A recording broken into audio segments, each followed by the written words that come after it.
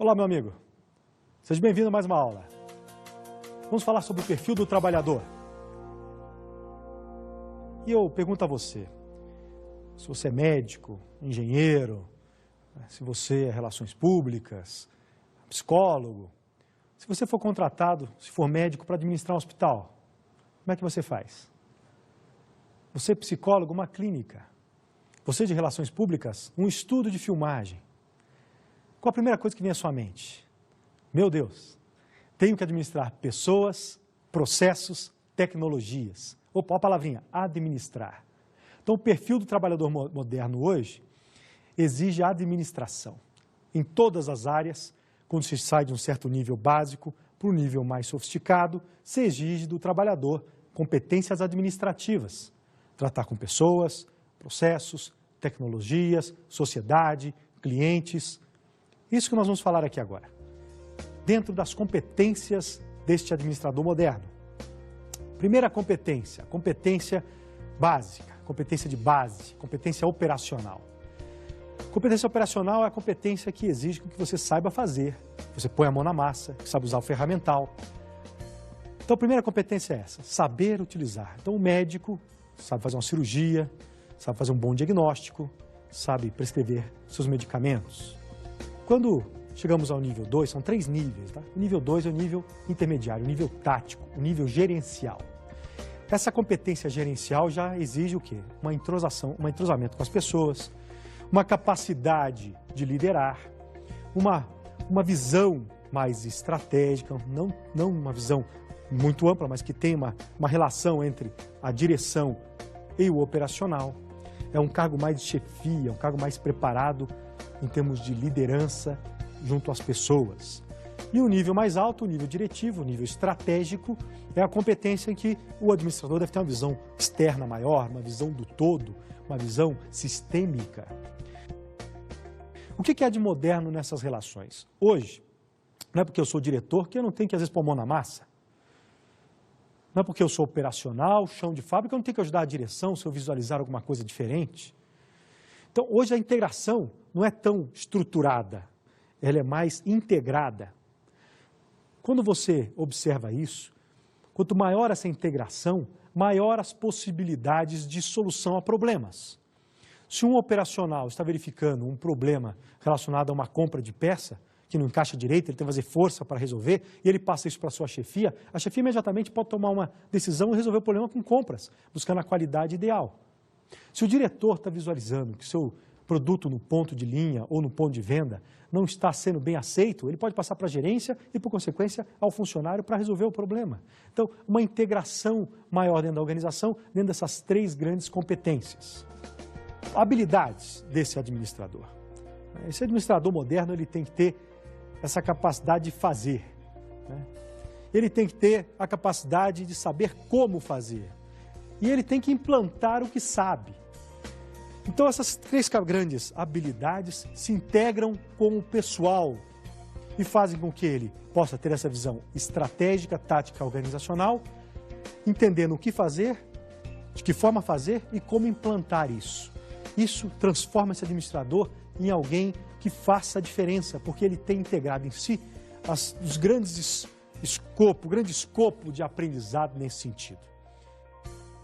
A palavrinha que nos auxilia muito nesta integração desses diversos níveis é o feedback. O feedback constante, que faz com que esse nosso trabalhador moderno tenha os ouvidos abertos para entender o que está acontecendo e poder reagir rapidamente dentro dessas novas funções do administrador. Então, o feedback é o processo estabilizador do empreendedorismo, fazendo com que os esforços não sejam mal direcionados e que se gaste recursos com aquilo que já não serve mais para o hoje, sendo realizado no máximo a cada 3 anos. O raio-x da empresa, análise diagnóstica da empresa existente, é um instrumento para tomar decisões, forçando a alocação de recursos para resultados na empresa. Falaremos agora sobre os papéis interpessoais deste administrador. Primeiro, a representação. Quando ocorre um problema na sua empresa, quem é que vai à frente responder pelo problema? Fale para mim. O administrador. Aí falar o CEO, o chairman, o presidente. Não é isso? Teve um caso, que é o caso da Union Carbide. Ocorreu um grande desastre na Índia, um vazamento de gás tóxico, teve um desastre terrível, lá matou milhares de pessoas. Quem foi à frente? Quem pôs a cara para bater? Né? O administrador da empresa. Ele foi, falou do desastre, da incompetência e colocou todo o seu suporte a favor das famílias para tentar minimizar o problema. Mas um problema como esse é muito complicado para o administrador. Existem vários processos que facilitam esse diálogo com a comunidade, né, nessa representação.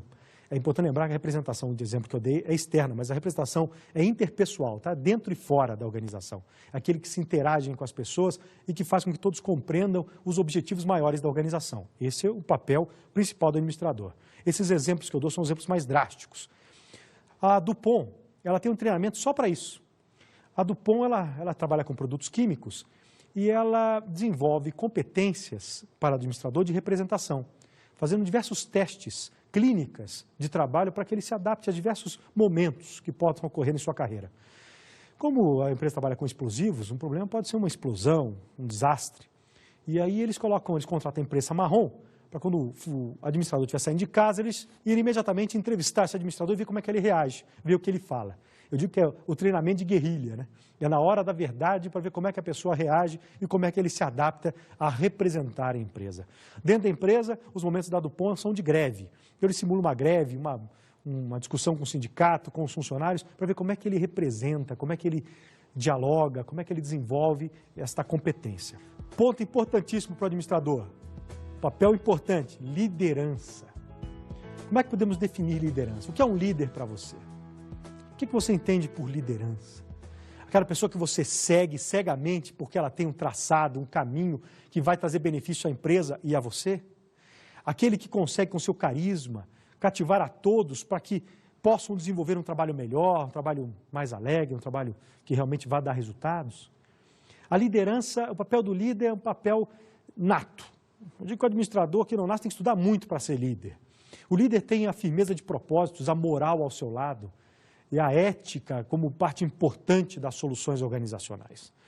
Então, ser líder, formal ou informal, justamente essa aceitação pelos funcionários daquele administrador ou daquele representante que faz a diferença. Ligações, link. Papel interpessoal de líder, de ligação. Que ligação são essas? Você vê a empresa separada em departamentos, não é isso? Então, o departamento pessoal, departamento de finanças, departamento de RH, departamento de marketing, departamento de logística, né? Departamento de tecnologia da informação. Quem é que faz a ligação entre esses departamentos? Quem que organiza os trabalhos? Quem que fala quem tem que fazer em que momento? Com que intensidade? Com que valores? É o administrador.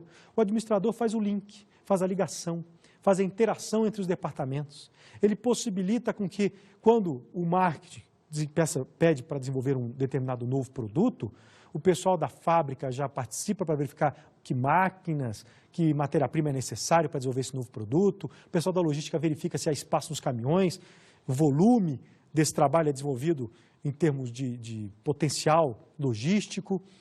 Enquanto o marketing está desenvolvendo o mercado, o pessoal de vendas está junto, fazendo o quê? Entendendo para ver se aquele estudo, aquela pesquisa está de acordo com o que os vendedores percebem.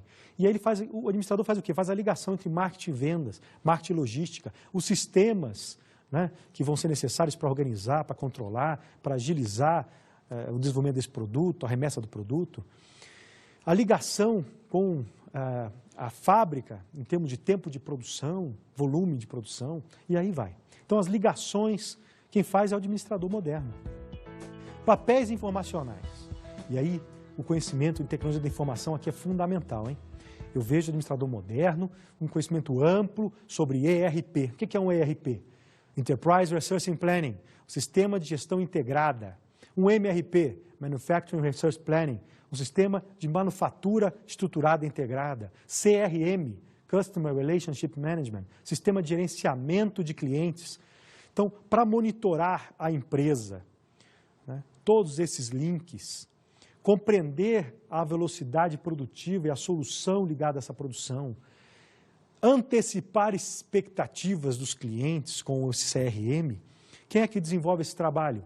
O administrador moderno. Essas informações entre o colaborativo que traz a informação, o analítico que analisa a informação e o operacional que põe a informação em prática, integrado toda a cadeia produtiva, todo o supply chain. Essas informações são parte importante da competência do administrador moderno. Monitorar tudo isso, o mapa eletrônico, os relatórios, a estrutura informacional tem que estar na mão desse administrador. Para fazer o quê? Por que você será bem pago, meu amigo? Para o quê? Tomar decisões. Com base em que você toma decisões?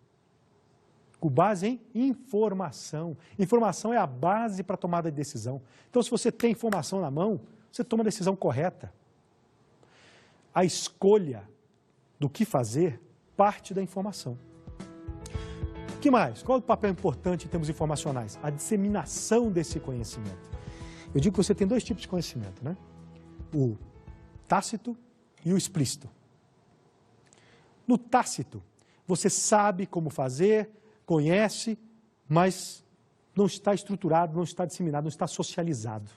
Qual é a função do administrador? Por exemplo, pego lá o mestre ferramenteiro, que sabe fazer ferramentas como ninguém. E ele vai e faz a ferramenta maravilhosamente bem para ele. E você, qual é a sua função? Ir lá aprender, desenhar, estruturar, colocar o método para desenvolver a ferramenta e disseminar. Essa disseminação faz com que todo mundo entenda a melhor forma de se desenvolver aquela ferramenta. Sua função, então, é multiplicar o conhecimento, estruturando, organizando e colocando os métodos necessários para que qualquer um que chegue possa desenvolver, nesse sentido, a ferramenta ideal, que é a ferramenta que o mestre desenvolveu. Porta-voz. O porta-voz é aquele que responde a todo e qualquer problema organizacional. O administrador moderno tem essa função de porta-voz que fecha aquela interpessoal, estar preparado para. Então, treinar modelo de diálogo, treinar a sua assessoria de imprensa, fazer com que o funcionário de todos os níveis compreenda o que são as estratégias organizacionais, onde você quer chegar com a empresa e qual a função dele nesse processo de transformação, é o seu trabalho. Desenvolver com esses funcionários uma capacidade de compreender, dialogar, ouvir, lembra do feedback? Para poder o quê? Pôr em prática a solução, é a sua função. Papéis decisórios. E entra alguma coisa aqui maravilhosa em termos de papel decisório, que é a figura do empreendedor. Você, como administrador, deve transformar o seu meio, deve empreender para isso. E o empreendedor pode ser externo e interno. Eu conheço várias fábricas, vários empreendedores. O exemplo que eu trouxe para você de um empreendedor realmente revolucionário é um empreendedor na área de cosméticos. E a decisão que ele tomou de buscar o melhor produto da categoria. Ele não queria somente fazer mais um produto cosmético. Ele trouxe a expertise dele, que é a expertise química, para desenvolver um produto inédito em termos de mercado. Porque ele verificou que os produtos do mercado tinham uma carência muito grande de vitaminas, de nanotecnologia, e agora ele está com algo realmente interessante, que é a utilização de células-tronco dentro do cosmético. É algo revolucionário. Ele diz que passa, por exemplo, um pé de galinha, passa o cremezinho, aquele negócio some, a pele se rejuvenesce. Mas como é que ele conseguiu isso? Essa figura dele, eternamente, ele gosta de procurar, ele é fuçador, sabe? E ele buscou, então, em tudo que existia no mercado, essa carência. E ele desenvolveu um produto de altíssimo valor agregado, tem um valor alto. Qual foi a dificuldade dele? A dificuldade foi pôr o canal de venda. Se fosse qualquer outro que não o administrador, ele ia lançar no mercado. Ele não. Ele estudou onde o produto dele agregaria mais valor. E ele ofereceu esse cosmético para as clínicas especializadas, que são clínicas caras, que oferecem o que é de melhor no mundo para as suas clientes, que querem se rejuvenescer. Então ele não abriu o mercado, ele focou o mercado com algo realmente revolucionário, que é esse produto que ele está gerando. E foi muito bem aceito. Por quê? Porque ninguém tinha. Exclusividade. O empreendedor tem essa capacidade, entende? De ver o que não existe e adaptar a solução ao meio. Outro papel importante, a solução de conflitos. O exemplo que eu trago a você é de um professor meu, especialista em negociação, um diplomata, que teve sua experiência no ABC, no grande ABC, onde ficavam as fábricas de automóveis. E o trabalho que ele tinha era negociar com os sindicatos. E os sindicatos naquela época eram muito agressivos.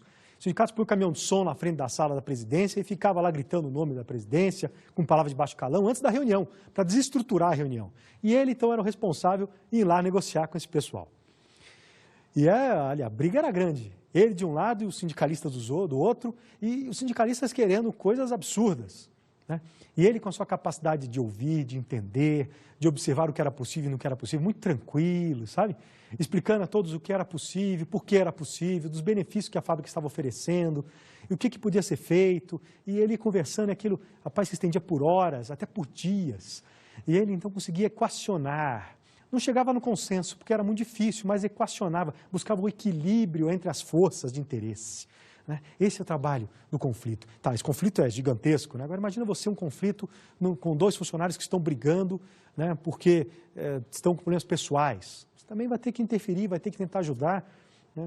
Eu acho que a dimensão não importa, é a capacidade de entender, ouvir e equacionar que é a figura do administrador. Alocação de recursos. Meu amigo, você não tem todo o tempo do mundo, você não tem todas as pessoas do mundo, você não tem todo o dinheiro do mundo, você não tem toda a tecnologia do mundo. Olha que desafio legal, hein? O que você tem? A capacidade de entender isso. Então, entendendo isso, você pode equilibrar. O quê? O que fazer, quando fazer, de que forma fazer, com que intensidade e gastando quanto. Esse papel estratégico. A empresa tem limitações, aí tem até uma pesquisa, você deve estudar, essa pesquisa operacional, que estuda justamente essas limitações, essa limitação de causa e efeito, a limitação de recursos para desenvolver uma determinada tarefa. Essas limitações, esse equilíbrio, essa capacidade de entender isso, faz parte importante do administrador moderno. Ferramentas como análise de ambiente, ferramentas como análise de demanda, análise de atributos, análises relacionadas ao mercado como um todo, as forças e fraquezas organizacionais, a sua adaptação, forças e fraquezas, oportunidades e ameaças, com essa hierarquização de prioridades. Olha o que eu estou falando para você, você será bem pago para priorizar, com foco nos desejos e necessidades do mercado. Esse é o grande desafio para o administrador moderno, porque cada vez mais os recursos são escassos. Se você for de uma firma petrolífera qualquer, qual é o recurso que está escasseando? Petróleo. Como trabalhar com isso? Você já vê muitas empresas nesse sentido trabalhando, olha, eu não trabalho só com petróleo não, eu trabalho com mineração, eu trabalho com soluções energéticas, já buscando o quê? A refocar dentro das limitações. E a negociação, que é um dos papéis fundamentais, né? O papel da negociação. Negociar é uma arte. Nós negociamos o tempo todo, já percebeu isso? Negociamos quando pedimos um tempo a mais para gravar uma aula, ou um relatório, né? Negociamos quando vamos comprar alguma coisa, um carro, por exemplo, a gente negocia muito para comprar um carro, porque é um produto de alto valor agregado. Estamos o tempo todo negociando. Negociar faz parte da nossa vida. Então você, como administrador, deve desenvolver muito essa competência de negociação para que você possa tirar o melhor da empresa, tirar o melhor dos seus fornecedores. Agora, o negociador moderno não é aquele negociador que faz com que o outro perca. Isso é importante, hein? A soma do jogo tem que ser do equilíbrio. Não pode ser soma do jogo negativo. Soma do jogo em equilíbrio. Como é que faz isso, professor? Como é que eu desenvolvo essa capacidade? Aí eu digo para você, o seu desenvolvimento em negociação deve estar focado no outro lado, na outra pessoa com que você está negociando. Você tem que entender as limitações, sempre se prepare para uma negociação com antecedência, busque todas as informações possíveis e imagináveis, para quando você chegar na mesa, você estar seguro do que você está falando. A segurança numa negociação é base importante. Então, o administrador moderno, ele se pega de pessoas especialistas para ir com ele negociar, ele não vai sozinho, ele busca todas as informações pertinentes àquele momento, ele extrai o máximo de benefício para si e para o outro. Tem um exemplo aí de uma fábrica de automóveis, que a parte mais importante dessa fábrica é não ficar na mão de um fornecedor só, porque a negociação com um fornecedor só é terrível. Por que daí? O poder está na mão desse fornecedor. Essa empresa, para chegar no nível de negociação ideal, ela pagou o concorrente para se desenvolver ao mesmo nível dessa empresa que fornece. E aí o equilíbrio das forças, mesmo pagando um pouco mais caro para esse novo fornecedor, para que ele tivesse a possibilidade de se equilibrar, né, foi para que a negociação pudesse fluir melhor. Olha o nível que se chega de sofisticação numa negociação moderna e a importância do papel do administrador nesse sentido. Desenvolver esta competência é essencial para você. Eu digo que você deve ganhar tempo para negociar melhor. Vamos falar um pouquinho de generalista e especialista. Os alunos me perguntam muito, professor, o que é melhor, hein? Eu ser generalista ou ser especialista? Eu eu vou te contar o meu caso, né? Primeiramente, eu me especializei. Fui a fundo na parte de engenharia econômica. Tornei um expert na parte de finanças. Então, professor, o senhor sabe fazer um cálculo de um project finance? Sei. Você consegue desenvolver, né, projetos de grande monta na parte financeira? Consigo. Você negocia internacionalmente com as financeiras, os bancos internacionais? Sem problema. Então, eu sou super especializado nisso. Quando eu me super especializei, eu vi a necessidade de me integrar com o meio e de abrir meu leque de competências. E aí veio a minha capacidade de buscar a generalização, a minha vontade de buscar a generalização para entender essas relações maiores. Então eu comecei a verificar o seguinte, olha, não adianta só a parte financeira, você não tem a parte de sistemas de informação. Aí eu fui estudar sistema de informação. Não adianta eu ter sistema de informação se eu não tiver marketing. Aí eu fui me especializar em mercado e marketing, entender melhor isso, né? Ah, não adianta se eu não entender de pessoas. Eu fui estudar pessoas, né? Fui estudar logística, fui estudar a parte de varejo, né? Me especializei na parte tributária, na parte contratual. Fui estudar a parte contratual, entender o que é um contrato, suas relações de causa e efeito, né? Fui estudar a parte fabril, a parte de produção, né? A parte de manufatura produtiva e manutenção produtiva. E comecei a entender a organização como um todo, né? Por isso que hoje eu sou diretor de 3 empresas, né? Já trabalhei em empresas de varejo, de grande porte, né? E tive a oportunidade de entender todas as áreas da administração, a sua importância em termos de especialização e generalização. Quando você é o nível mais operacional, tem que saber fazer. Quando você está no nível intermediário, o nível gerencial, você tem que saber fazer, saber mandar as pessoas para desenvolver seu trabalho, organizar isso, gerenciar isso, liderar isso. Quando você está no nível de direção, você tem que desenvolver tudo isso para o mercado, de forma a fazer com que a empresa se diferencie e cresça nesse sentido.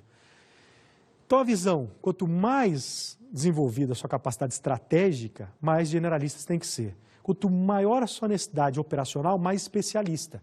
Eu comecei operacionalmente como especialista e fui me desenvolvendo até chegar a um nível estratégico generalista, mas eu não perdi a capacidade especialista, entende? A ideia é a integração, a flexibilidade das duas competências, ser especialista e ser estratégico.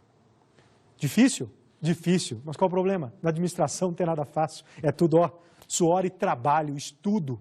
Aí você consegue se desenvolver ao nível de poder fazer, ensinar a fazer e poder desenvolver estratégias para que todos façam junto com você, atendendo ao mercado. Vamos falar um pouquinho os mapas de competência ligados ao empreendedor, né? Que competências são essas ligadas ao empreendedor? Primeira competência do empreendedor, que é aquele que transforma seu meio, aquele que inova, aquele que faz a diferença, são as competências comportamentais.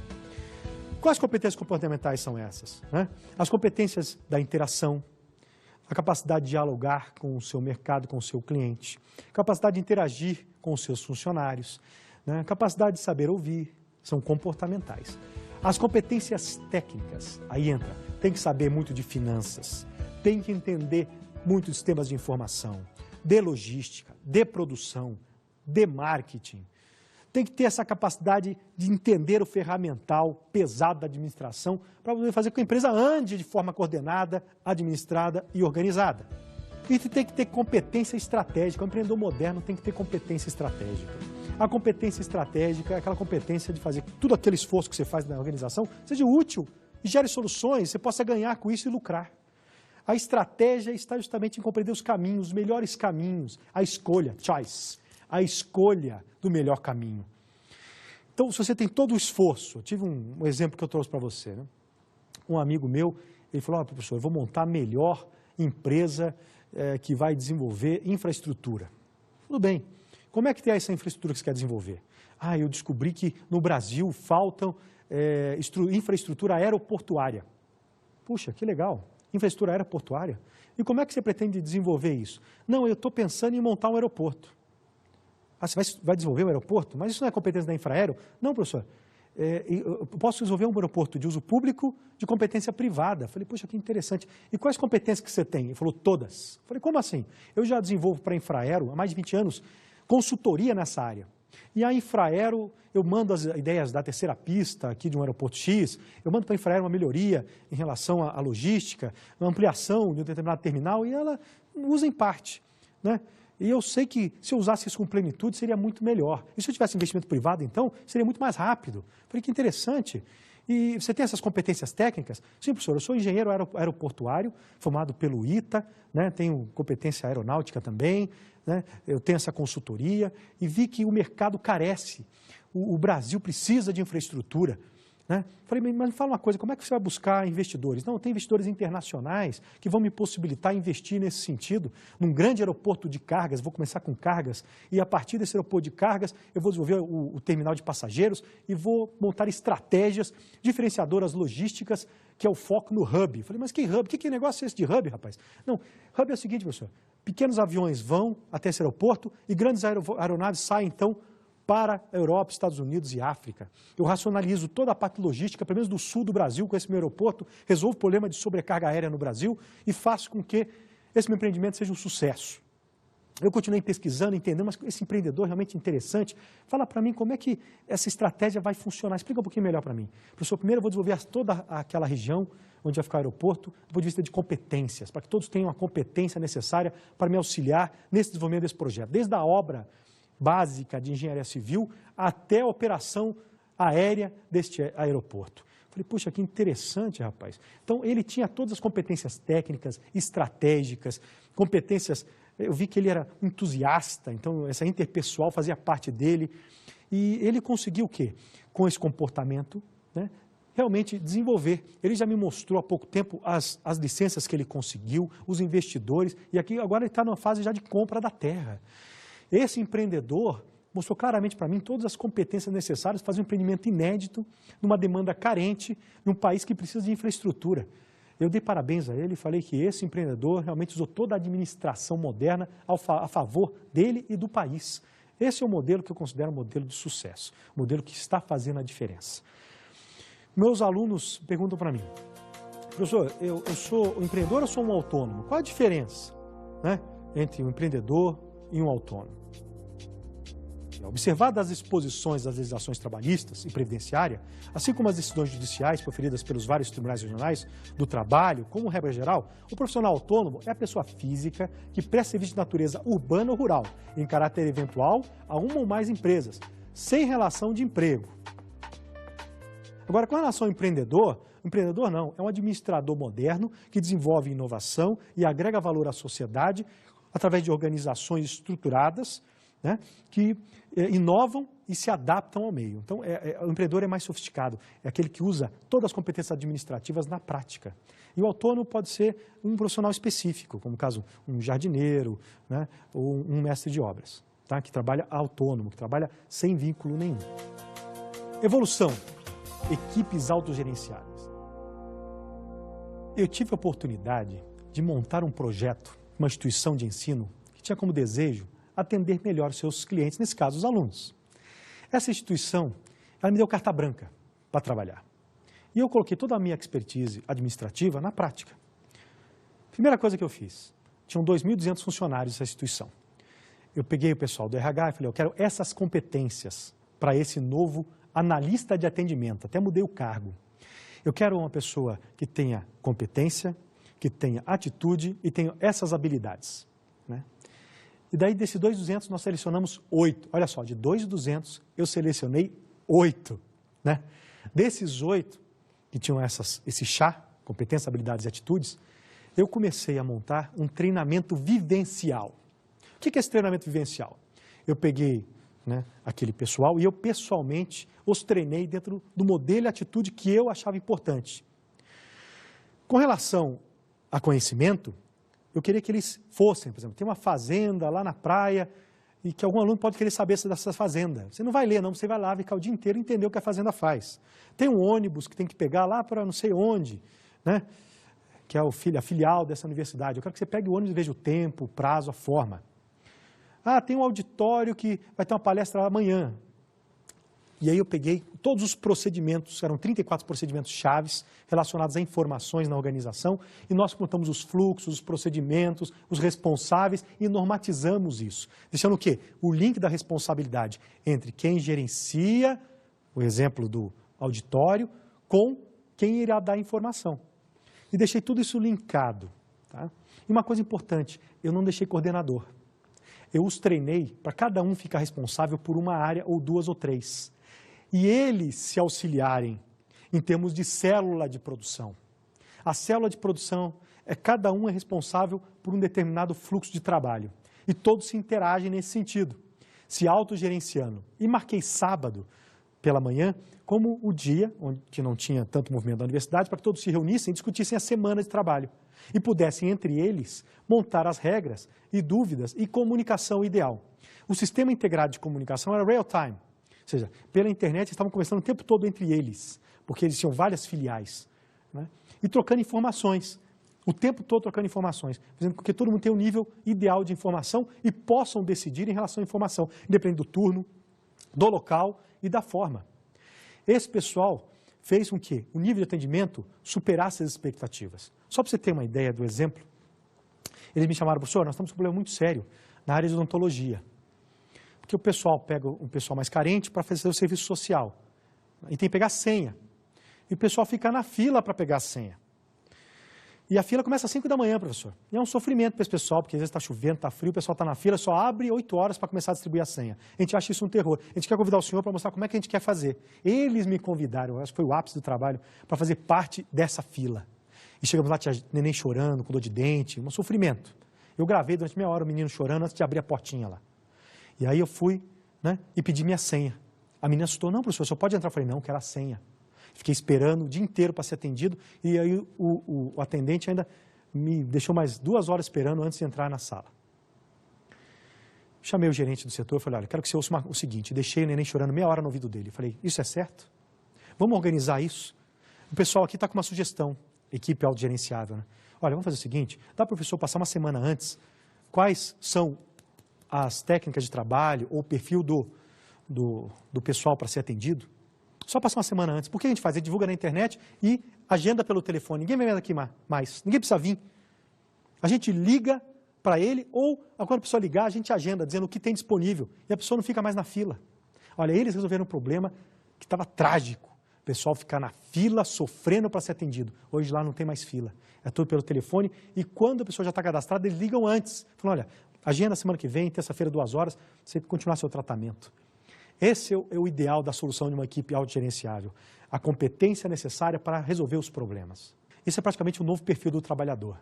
Então eu quero que você faça uma analogia agora com o presente, que é essa evolução autogerenciável, diferenciada, o trabalhador intelectual aplicando a solução, com o trecho do filme Tempos Modernos, o sofrimento, o passado, o homem como máquina. Dê uma olhadinha.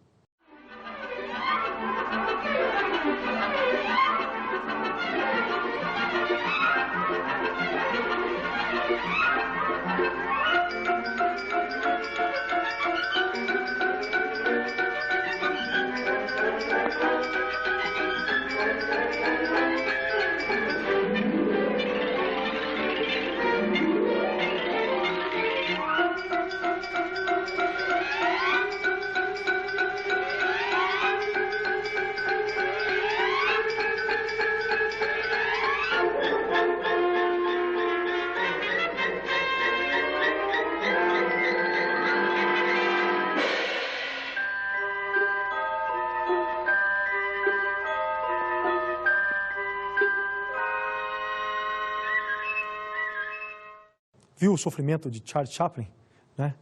Fazendo uma crítica pesada contra esse modelo que explorava o trabalhador? Eu acho isso um absurdo. Graças a Deus que isso não existe mais, não é verdade?